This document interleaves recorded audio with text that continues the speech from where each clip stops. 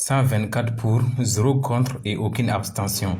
C'est le résultat du vote du projet de loi portant adoption de la Charte nationale de la paix et de la réconciliation nationale.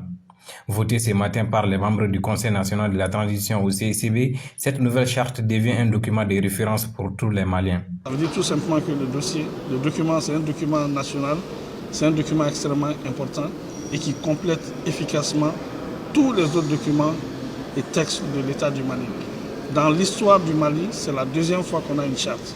Vous vous souviendrez qu'en 1235, il y a eu la charte de Kourouga-Fouga, qui est considérée comme l'une des premières constitutions du monde. Ça veut dire tout simplement que le Mali a été toujours à l'avant-garde de la civilisation, de la modernité, du vivre ensemble et des droits de l'homme. Et aujourd'hui, en 2025, nous avons la chance, l'honneur et le privilège d'être à la base de la mise en place de cette charte. Et cette charte va ouvrir les portes à un avenir radieux parce qu'il faut aller vers la paix. Et sans réconciliation, pardon, il n'y a pas de paix. Et c'est la paix qui ouvre les conditions de développement de tout ce qui va avec.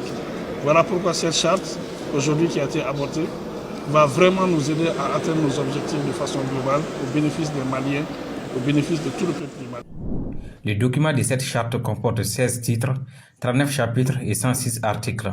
Une adoption que le président de la commission chargée du document a vivement saluée. Je suis très content aujourd'hui, très fier que les Maliens aient adopté et que les Maliens aient aujourd'hui un texte de valeur morale.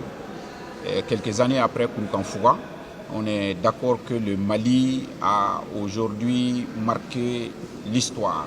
L'ensemble des Maliens, de l'intérieur que de l'extérieur, ont été associés à l'élaboration et les débats ont été très sereins. Et c'est le lieu de féliciter la commission qui a été chargée par le président de la transition, son Excellence Assimi Goïta, pour élaborer l'avant-projet et le projet de cette charte.